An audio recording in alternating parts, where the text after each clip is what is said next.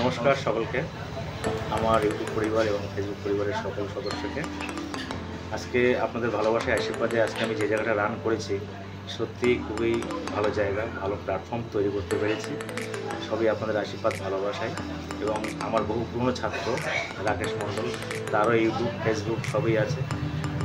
কম বেশি আমি তার ফেসবুক ইউটিউব একটু হ্যান্ডলিং করি এবং কোথাও পেজে টেজে গেলে আমি সেটা তাকে সাহায্য করি। সম্পূর্ণই হ্যান্ডেলিং করে, সম্পূর্ণই করে।